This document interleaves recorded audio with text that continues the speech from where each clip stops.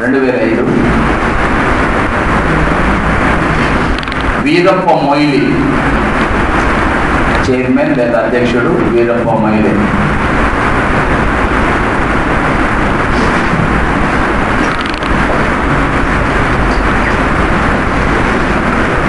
ఈ కమిటీ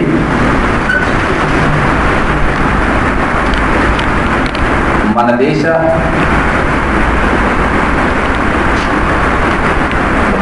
పరిపాలనా సంస్కరణలపై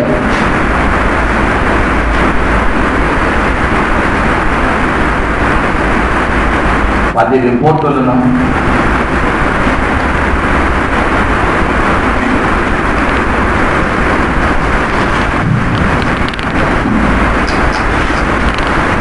సమర్పించడం జరిగింది. ఇప్పుడు నువ్వు ఆ పేజీలలో రాస్తున్నావమ్మా, 3 పేజీలు పడుతుంది నేను చెప్పేది.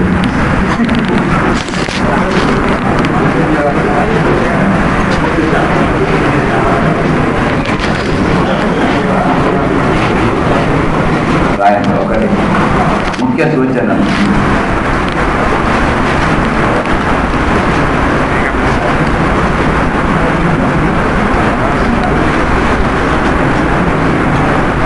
కేంద్ర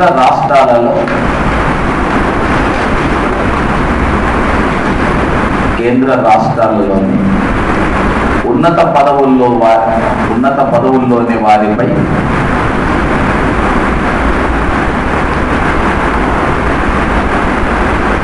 వచ్చే అవినీతి ఆరోపణలను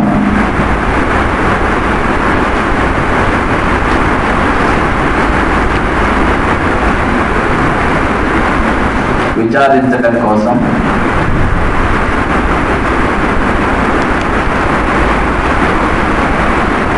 రాష్ట్రీయ లోకాయుక్త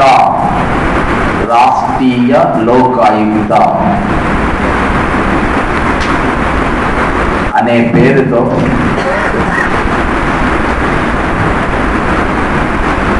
ఒక సంస్థను ఏర్పాటు చేయాలని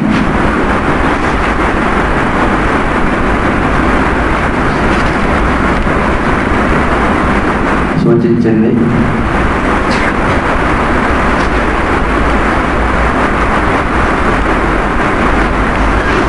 నెక్స్ట్, రాష్ట్రీయ లోకాయుక్తకు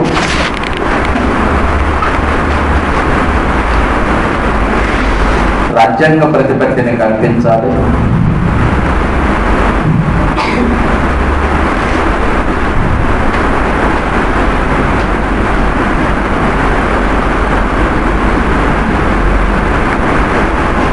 ప్రధానమంత్రిని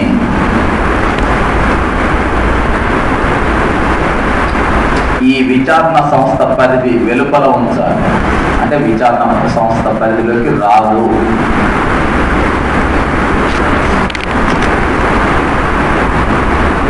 నెక్స్ట్,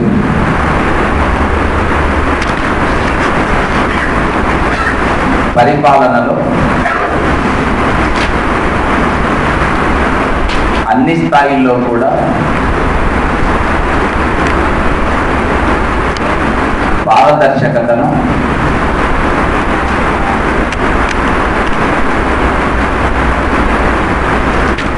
పెంపొందించాలి.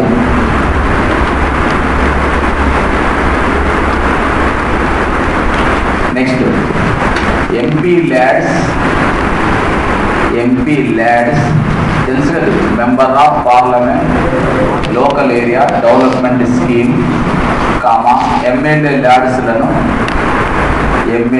ల్యాడ్స్లను రద్దు చేయాలి.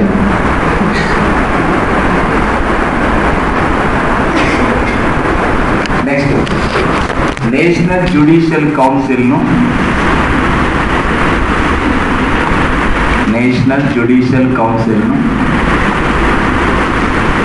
ఏర్పాటు చేయాలి.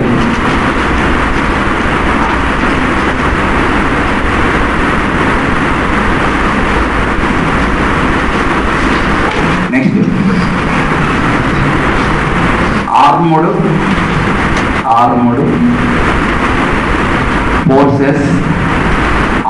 Forces special powers act special powers act, armoured forces special powers act 1958ను 1958 వెంటనే రద్దు చేయాలి.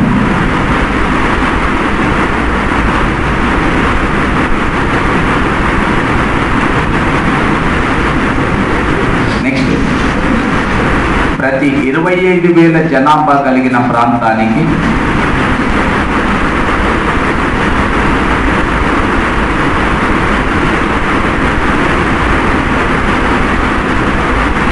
ఒక స్థానిక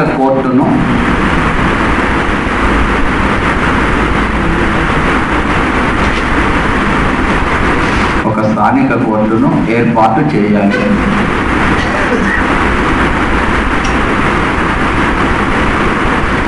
నెక్స్ట్, రాష్ట్రాలలో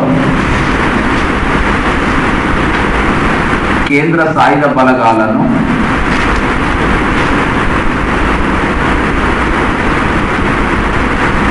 మోహరించే అంశాన్ని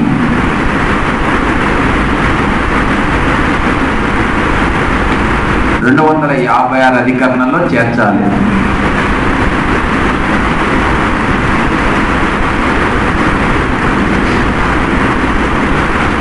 నెక్స్ట్, దక్షిణాఫ్రికాలో మాదిరిగా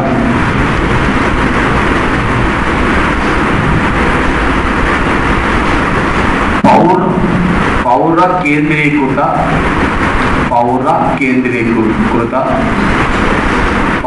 కేంద్రీకృత అంటే బ్రాకెట్లో సిటిజన్ సెంట్రిక్ రూల్ పరిపాలనను ప్రవేశపెట్టాలి.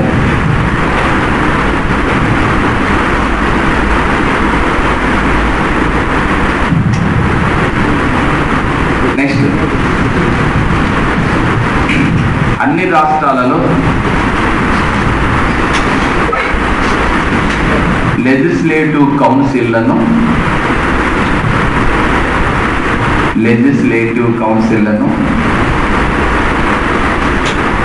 ఏర్పాటు చేయాలి.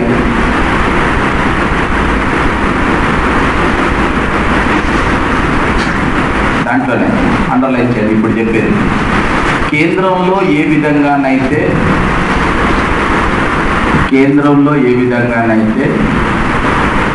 రాజ్యసభ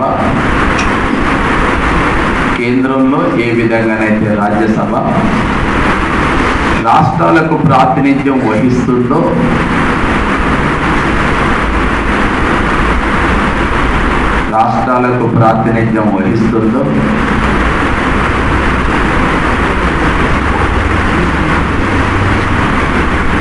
అదేవిధంగా రాష్ట్ర విధాన మండలి కూడా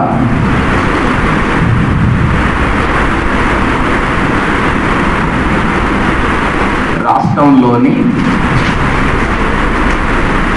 స్థానిక స్వపరిపాలనా సంస్థలకు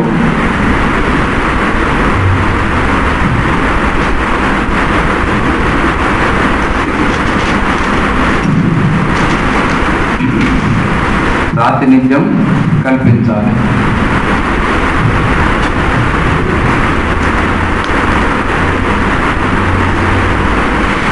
నెక్స్ట్, స్థానిక స్వపరిపాలనా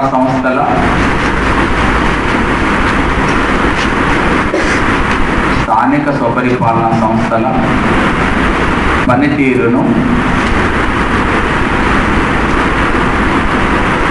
పర్యవేక్షించుటకు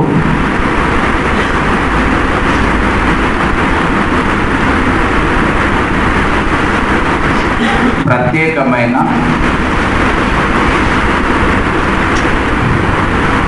అంబుడ్స్మన్ వ్యవస్థను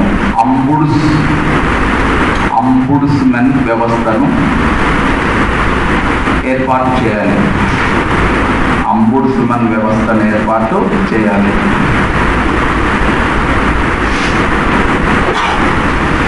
నెక్స్ట్, ఆక్ట్రాయ్ పన్నును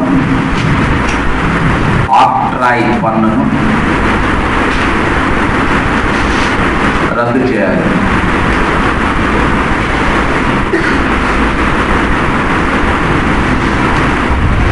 నెక్స్ట్, కేంద్ర మరియు రాష్ట్ర మంత్రులకు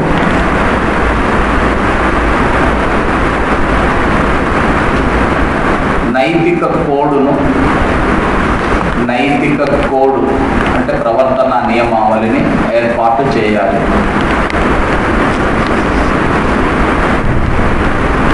ప్రవర్తన నియమావళిని ఏర్పాటు చేయాలి. నెక్స్ట్, కేంద్రంలోని రాష్ట్రాలలో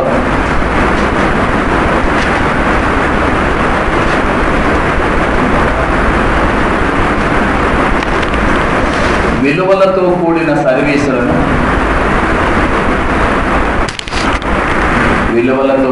సర్వీసులను అందించటకు కృషి చేయాలి.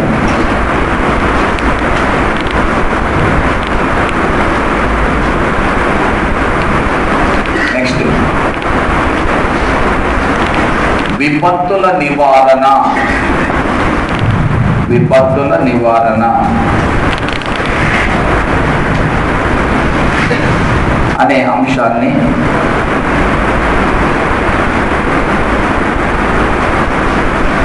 ఉమ్మడి జాబితాలో చేర్చాలి.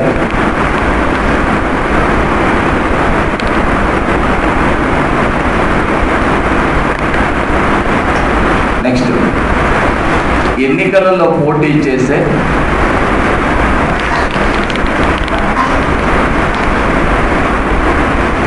గుర్తింపు పొందిన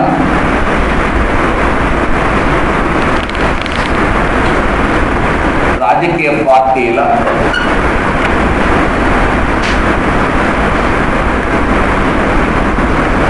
అభ్యర్థుల ఎన్నికల వ్యయాన్ని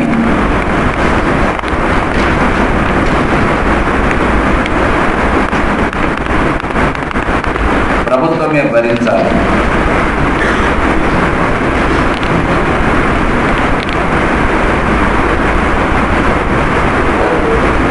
నెక్స్ట్, సంకీర్ణ ప్రభుత్వాలు ఏర్పడే సందర్భంలో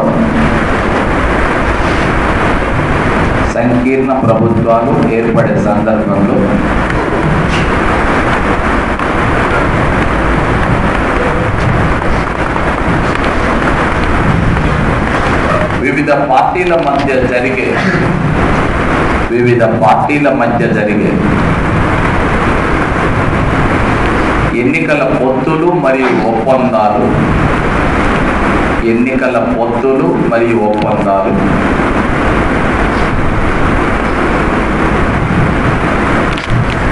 ఎన్నికల కంటే ముందే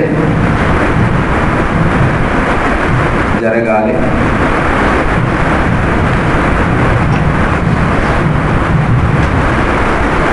నెక్స్ట్, అవినీతికి సంబంధించిన కేసులను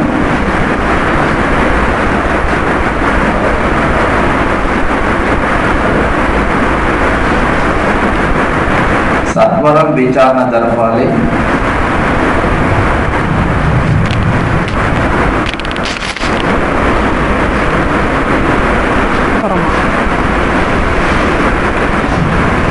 ఎన్నికల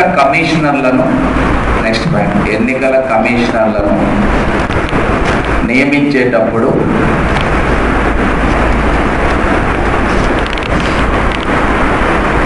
ఈ క్రింది కమిటీ యొక్క సూచనలను అనుసరించి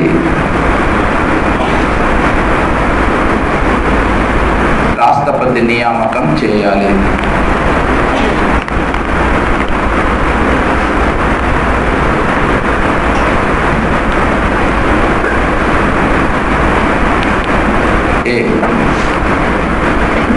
ప్రధానమంత్రి, దానికి ఎదురుగా చైర్మన్.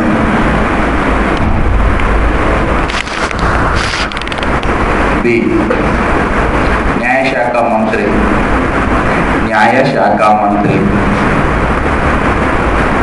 దానికి ఎదురుగా సభ్యుడు. సి, లోక్సభ స్పీకర్,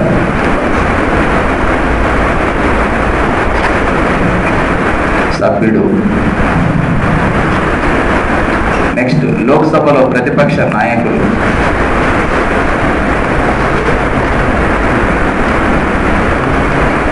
సభ్యుడు.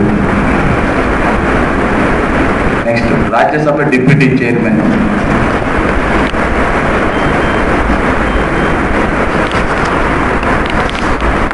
సభ్యుడు.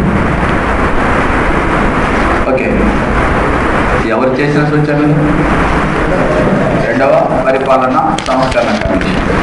ఓకే, తర్వాత మనకి ఇక్కడ ఈ నేషనల్ జ్యుడిషియల్ కౌన్సిల్ ఏదైతే ఉంటుందో దీన్ని ఏర్పాటు చేసేటప్పుడు మనకు ఇది దేని స్థానంలో వస్తుందంటే జడ్జెస్ ఎంక్వైరీ యాక్ట్ 1968లో వచ్చినటువంటి జడ్జెస్ ఎంక్వైరీ యాక్ట్ స్థానంలో తీసుకొస్తున్నారు. Judges enquiry act.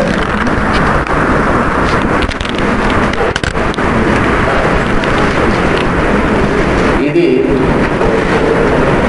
98వ రాజ్యాంగ సవరణ బిల్లును అనుసరించి దీన్ని తీసుకొస్తున్నారు. 2006లో దీన్ని ప్రవేశపెట్టడం జరిగింది.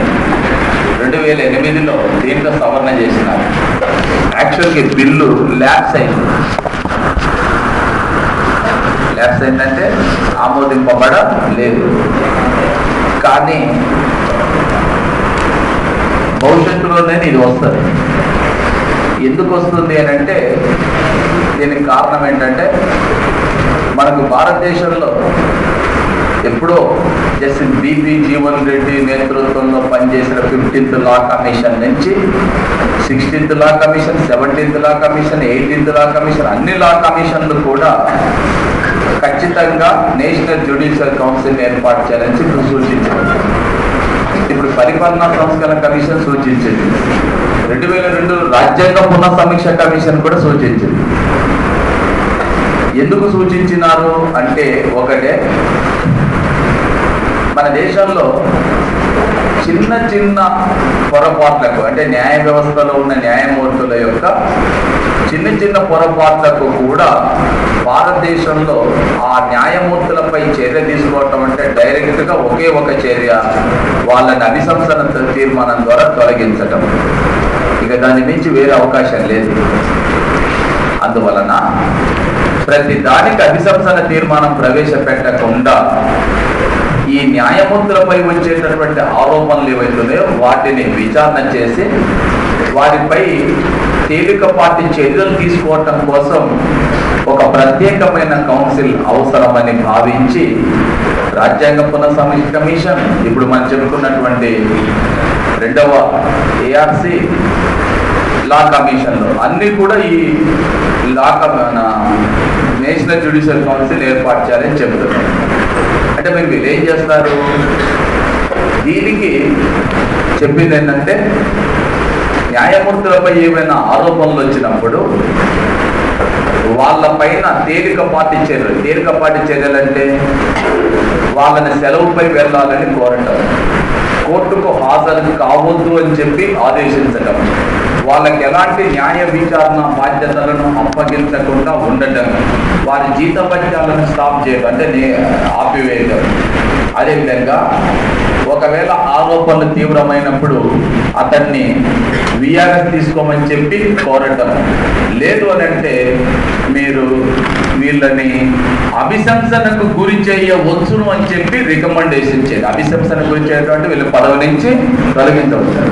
బహుశా మీకు ఐడియా ఉందో లేదో మళ్ళీ ఒకసారి గుర్తు చేసేది ఏంటంటే సుప్రీంకోర్టు న్యాయమూర్తులను కానీ హైకోర్టు న్యాయమూర్తులను కానీ నియమించాలంటే మనం అనుసరించే పద్ధతి ఏంటి? ఏంటి? కొలిజం ఎందుకు వస్తుందయ్యా? మీరు ఏం మాట్లాడతారో ఒకసారి. ఏదైనా అభిశంసన గురించి చేయాలంటే తీర్మానం ఎక్కడ ప్రవేశపెట్టాలి? మరి కొలిజం ఎక్కడిది? కొలిజం అంటున్నాం. అసలు మర్చిపోయినాడు. వీళ్ళని తొలగించేటటువంటి తీర్మానాన్ని ఎక్కడ ప్రవేశపెట్టాలి? రాజ్యసభలో కానీ లోక్సభలో. కారణాలు ఏంటివి? అసమర్థత తీసుకోవడం. మరి తొలగించే తీర్మానాన్ని ప్రవేశపెట్టిన తర్వాత ఆ సభాధిపతికి ఉన్న అధికారం ఏంటిది? విచారణ కమిటీని ఏర్పాటు చేస్తారు. ఎవరితోని? సిజేఐ కానీ వారి చేత నియమించబడినటువంటి ఒక న్యాయమూర్తి కానీ, ఒక హైకోర్టుకు సంబంధించినటువంటి ప్రధాన న్యాయమూర్తి, అలాగే రాష్ట్రపతి చేత సూచించబడిన న్యాయ నిపుణుడు, ముగ్గురు సభ్యులతోని కమిటీని ఏర్పాటు చేస్తే ఆ కమిటీ విచారణ చేస్తుంది వీరిపై వచ్చేటటువంటి ఆరోపణలు వాస్తవమా కాదని. ఇప్పుడు సౌమిత్ర సేన్ పైన ఆరోపణలు వచ్చినాయి. రాష్ట్ర హైకోర్టు న్యాయమూర్తి ఈ కమిటీ విచారణ చేసిన విచారణ కమిటీలో బిపి జీవన్ రెడ్డి కూడా ఉన్నాడు న్యాయ నిపుణుడిగా. వీళ్ళు విచారణ చేసి ఏం చెప్తున్నారు? వాస్తవమే, సౌమిత్ర సేన్ పైన వచ్చినటువంటి ఆరోపణలు వాస్తవమే, దానికి తగిన అధికారాలు ఉన్నాయి, ఇతన్ని అభిశంసించడానికి తగిన ఆధారాలు ఉన్నాయి, మీరు నిర్ణయం తీసుకోండి అని చెప్పి పార్లమెంట్ ముందు ఉంచినారు ఈ విచారణ కమిటీ. రాజ్యసభ ముందు ఉంచితే రాజ్యసభ ఏం చేసింది? 2/3 మెజార్టీతో తీర్మానాన్ని ఆమోదించింది.